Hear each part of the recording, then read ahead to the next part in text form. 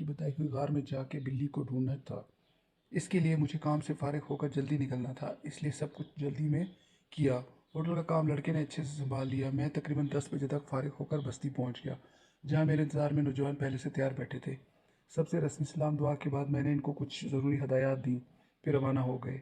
क्योंकि फासला बस्ती से अच्छा खासा दूर था, इसलिए हम सब मोटरसाइकिलों पर रवाना हो गए। यहाँ से रास्ता कितने किलोमीटर होगा, मैंने अनवर से पूछा।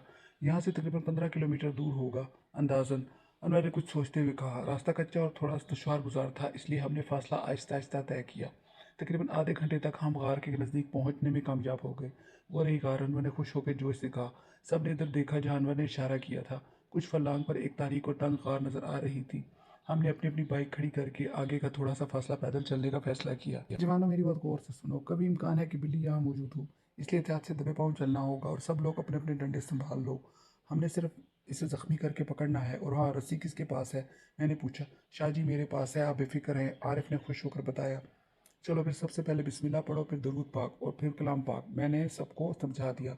पढ़ लो और ख़ुद पर फूंक कर अपना हसार कायम कर लो। सब ने अमल किया। अब हमने कदम फूंक फूंक कर रखना शुरू कर दिया।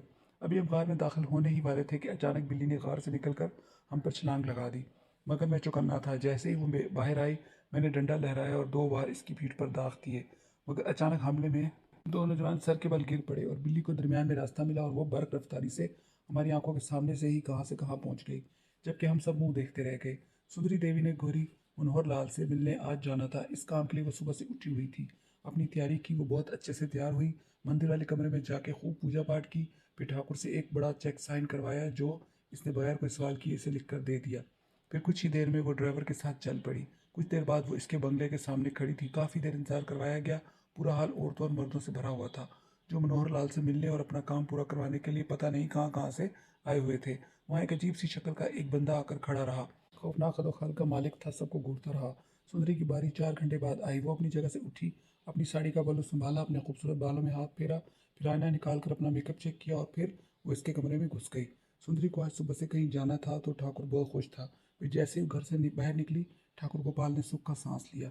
आह, नीली आंखों वाली, इसने ठंडी आंख भरते हुए मुस्कुराहट के साथ दिल पर हाथ रखा। वो जल्दी से उठा, फर्श पर नाश्ता करने आ बैठा। काफ़ी देर गुजर गई, नाश्ता दूसरे मुलाजमों ने ला के रखा। इसने रामू से पूछा, आज सीता नज़र नहीं आ रही? वो मालिक बीमार है, कल इसकी जगह इसकी बेटी आई थी मीनाक्षी, वो आज भी आई हुई है क्या? ठाकुर ने दिलचस्पी से पूछा।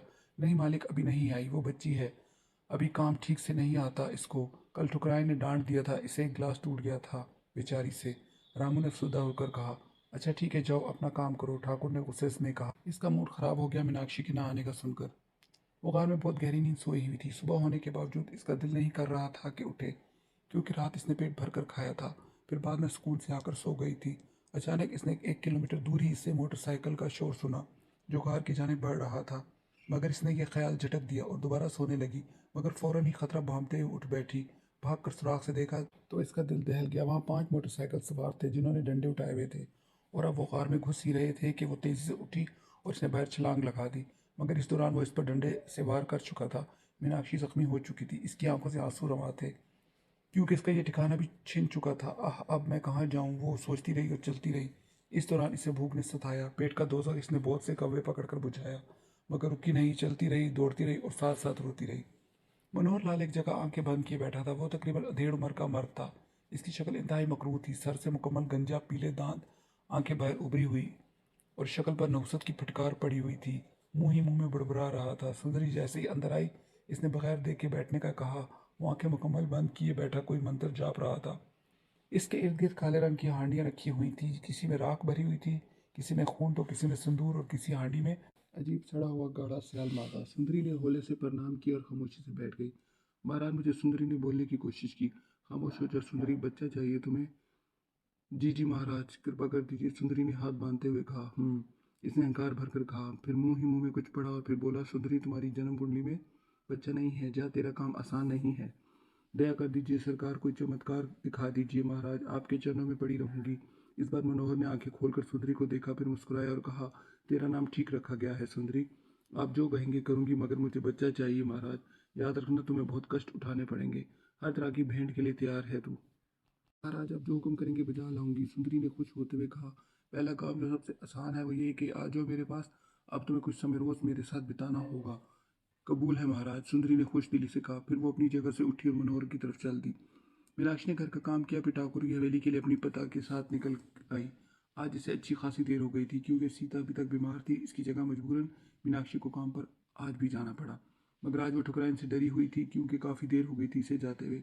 हवेली पहुंचकर इसे पता लगा कि मालकिन कहीं गई हुई है सुबह से। ये सुनकर वो खुश हो गई और काम में जुट गई। वो किचन में काम करके जैसे ही मुड़ी, सामने ठाकुर खड़ा घूर रहा था। इसने डरते हुए प्रणाम किया और पूछा, मालिक आपको कुछ चाहिए? हाँ, चाय बनाकर मेरे कमरे में ले आओ छोरी। ठाकुर हुक्म देकर चला गया। मीनाक्षी ने चाय बनाई और ठाकुर के कमरे की जानिब चल पड़ी। आहिस्ता से दरवाज़ा बजाया। आ जाओ, ठाकुर ने प्यार से कहा। मीनाक्षी ने चाय रखी और जाने के लिए मुड़ी ही थी कि ठाकुर ने हाथ पकड़ लिया। मालिक क्या चाहिए? मीनाक्षी ने घबराते हुए पूछा। कुछ नहीं, यहाँ बैठो मेरे साथ, कुछ अपने बारे में बताओ, फिर चली जाना, ठाकुर ने घूरते हुए कहा। जी वो मैं मीनाक्षी हूँ, सीता की बेटी। और क्या बताऊँ मालिक? अच्छा तुम अब रोज आया करना, तुम्हारी तनख्वाह भी बढ़ा दूंगा। ठीक है मालिक, माता से पूछ कर बता दूंगी। इसने मासूमियत से कहा। अब मैं जाऊँ? हाँ जाओ, ठाकुर ने दिल पर हाथ रखकर कहा, जिसका मतलब कम और मीनाक्षी ना समझ सकी।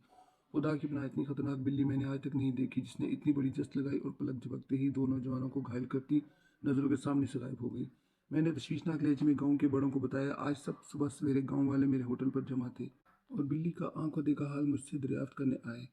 तो मैंने बताया। इसका मतलब है बिल्ली हमारे काबू में नहीं आ सकती शाहजी? चचा करमदीन ने तशवीश ज़्यादा लहजे में पूछा। सिर्फ एक तरीका है, इसे देखते ही गोली मार दी जाए, एक जोशीले आदमी ने मशवरा दिया। इसे मारना ठीक नहीं, क्योंकि इसने अभी तक सिर्फ जानवरों का शिकार किया है, और अगर इसे मार दिया तो ये राज दफन हो जाएगा कि वो बिल्ली है या कोई और मखलूक।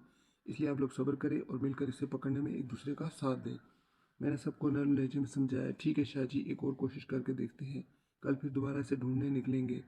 सब ने इस बात में सर हिला दिया। मीनाक्षी की कमर पर जख्मों के निशान थे। इसकी रफ्तार काफ़ी सुस्त थी और जहाज इसका पुराना ठिकाना भी था। अब दिन होने से पहले इसे एक महफूज बनाकर चाहिए थी, ताकि आराम से छुप कर दिन में सोच सके। वो चलती रही। इसकी पुश्त जख्मी थी, मगर जिंदा रहने के लिए इसे परवाह नहीं थी। अचानक इसे दूर वीराने में एक घर नजर आया, जो खंडर बना हुआ था। इसने फासला कदरे सुस्त रवि से तय किया, फिर घर का जायजा लेकर इसके अंदर दीवार से कूद गई। पूरा घर वीरान था। इसने सुकून का सांस लिया, इधर उधर सूंघ कर देखा, शायद कोई शिकार मिल जाए। फिर इसकी नज़र घर में पले हुए मोटे ताज़े चूहों पर पड़ी, जो बर्क रफ्तारी से घर में घूमते फिर रहे थे। एक एक करके इसने सबका शिकार किया, मगर भूख ना मिट सकी। ताहम आज दिन ज़्यादा सोकर गुजारा जा सकता है, इसने सोचा। फिर गमजदा होकर अपनी माता और बापू के बारे में सोचने लगी, जो इस जालिम की कैद में थे। अरे बाप रे बाप, मालिक बहुत बड़ी बिल्ली है यहाँ। मालिक, ओ मालिक, बिल्ली बिल्ली है, जल्दी आओ। किसी ने इस मकान का दरवाज़ा खोलकर मुझे देखकर आवाज़ लगाई। वो शायद घर का नौकर था, जिसने दरवाज़ा खोलकर जैसे ही इसकी नज़र मीनाक्षी पर पड़ी, वो चिल्लाने लगा। वो फौरन खतरा भांपते हुए उठ खड़ी हुई और मजीद किसी के आने से पहले यहाँ से फरार होने का सोचने लगी। इस आदमी ने पास पड़ी लोहे की बड़ी सी कुर्सी उठाई और मीनाक्षी का निशाना बांधा ही था इसने कि बिल्ली ने इसे संभलने का मौका दिए बगैर बड़ी सी छलांग लगाकर इस पर हमला कर दिया, जिसकी वजह से कुर्सी इसके हाथ से गिर पड़ी और वो खुद मुंह के बल जोर से गिर पड़ा, जबकि वो बड़ी आसानी से अपनी जान बचाकर भाग निकली। अब इसने अपना रुख जंगल की तरफ कर लिया। चलते चलते काफ़ी दिन निकल आया, मगर वो आबादी से काफ़ी दूर निकल आई थी। अब वो गांव बहुत पीछे रह गया, जहाँ इसने आखिरी बार अपने माता पिता को इस गांव के लोगों का जिक्र करते हुए सुना था। वो इससे पहले अपनी माता के साथ आई थी, हाथ की बनी हुई चटाई बेचने। फिर यहाँ के लोगों ने दोनों की खूब आवभगत की थी। अब मुझे कुछ अरसे तक इस गांव नहीं जाना, इसने खुद से अहद किया। वो चलते चलते घने जंगल में पहुंच गई, जहाँ हर तरफ घने दरख्त थे। इसने इर्द गिर्द निगाह दौड़ाई, कोई महफूज पनाहगाह ढूंढी जा सके। फिर इससे वहाँ एक पुरअसरार बहुत बड़ा बरगद का दरख्त नजर आया, जिसकी शाखें आसमान को छूती महसूस होती थी। इसने फौरन दरख्त पर चढ़ना शुरू कर दिया। बहुत ऊंचाई पर से एक चौड़ा तना नजर आया। इसने एक शाख से दूसरी शाख पर जस्त लगाई और धड़ाम से मोटे तने पर जा बैठी। ये जगह बहुत अच्छी और महफूज है और पकड़े जाने का भी खतरा नहीं है, इसने दिल में सोचा। फिर इसे भूख ने सताया। इसने इधर उधर नजर दौड़ाई, शायद कोई शिकार हाथ आए। फिर इसकी नज़र एक हिरन पर पड़ी, जो तकरीबन आधा मील दूर घास चर रहा था। वो खुश हो गई, दरख्त से उतरी और बर्क रफ्तारी से घात लगाए हुए हिरन की जानिब बढ़ी। शिकार पर सिर्फ कुछ कदमों का फासला ही रहता था कि अचानक हिरन पे शेर ने हमला कर दिया, और इसी दौरान मीनाक्षी भी जस्त लगा चुकी थी, मगर हिरन के बजाय टक्कर शेर से हो गई और दरमियान में हिरन अपनी जान बचाकर भाग निकला। अचानक शेर धारते हुए इसकी जानिब मुड़ा। वो पहली बार शेर को देखकर कांप रही थी। शेर ने इस पर हमला किया, जवाब में वो भी डटकर खड़ी हर वार का मुकाबला करती रही। इसने जोर से शेर की तरह घराट निकाली और भरपूर वार किया। इसकी जसामत शेर से बड़ी थी। फिर वो अपने पंजों से शेर पर हमला आवर हुई। शेर ने हार मानते हुए पीछे पलटने का फैसला किया और फिर दोबारा शेर ने इस पर हमला नहीं किया और धारते हुए वहां से भाग गया। वो हैरान थी कि क्या वाकई शेर इससे डरकर भाग गया है। वो नासमझी की हालत में बरगद के दरख्त की जानिब चल पड़ी, जहाँ इसे आज भूखा सोना था। सीता आज बीमारी से ठीक होकर काम पर आई हुई थी, तेरी लड़की काम पर क्यों नहीं आती? मालिक, अब मैं ठीक हो गई, वो पढ़ रही है, वो नहीं आएगी। सीता ने कहा, वो नौजवान है, तुझसे अच्छा काम करती है, आइंदा इसे भेजना, मैं तुम्हारी तनख्वाह बढ़ा दूंगा और भी बहुत कुछ दान करूंगा। इसने मानी खैर लहज में कहा और सीता को आंख मार दी, जिसका मतलब समझते ही सीता फौरन उठी और हाथ बांध कर कहने लगी, मालिक, हम गरीब ज़रूर हैं पर बगैरत नहीं हैं, वो नहीं आएगी। मैं कह चुकी हूँ। ये कहकर सीता ठाकुर के कमरे से निकल गई, जबकि इनकार सुनकर ठाकुर गुस्से से तिलमिला उठा और नाक की तरफ हंकारने लगा। इसके जहन में नीली सहर अंगेज आंखों का जादू सर चढ़कर बोलने लगा। बिल्ली को बचकर बाहर निकले 1 हफ्ता हो गया था और गांव वालों ने बताया कि दोबारा उन्होंने बिल्ली को नहीं देखा, इसलिए अभी मुकम्मल खामोशी थी। फिर मैं भी अपनी ज़ाती मुसरफियात की वजह से बस्ती दोबारा नहीं गया, अपनी सारी तवज्जो होटल पर लगा दी। आज होटल पर काफ़ी रश था ग्राहकों का। अचानक मैंने देखा एक हिंदू मियाँ बीवी आके एक टेबल बैठे, उन्होंने खाने का ऑर्डर दिया। मैंने लड़के को भेजा कि खाना दे आए और ख़ुद इनको गौर से देखने लगा, क्योंकि वो इस गाँव के नहीं थे, इस मुसाफिर लग रहे थे। फिर इस गांव की सारी आबादी मुसलमान थी, इसलिए मैं फ़ौरन जान गया कि ये मुसाफिर हैं और कहीं दूर से आए हैं। दोनों हुलिये से काफ़ी गरीब नजर आ रहे थे। दोनों ने फटा पुराना लिबास पहना हुआ था और खौफजदा नज़रों से इधर उधर देख रहे थे, जैसे इन्हें किसी का खौफ हो। फिर मर्द ने खाना खाकर अपनी जेब में हाथ डाला, मगर काफ़ी देर तलाश करने पर कुछ ना निकला। वो डरी हुई शक्ल के साथ अपनी बीवी को देख रहा था। मैं समझ गया कि इनके पास पैसे नहीं हैं। फिर इसने गुलाम हुसैन को बुला के कुछ कहा।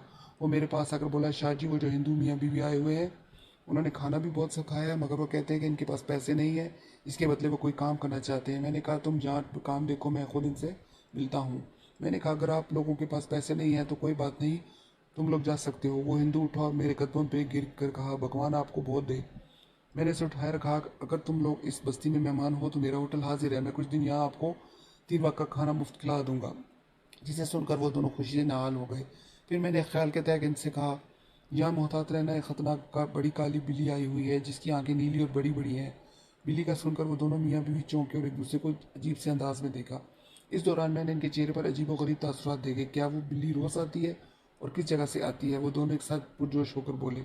एकदम मैंने चौंक कर इनकी तरफ देखा।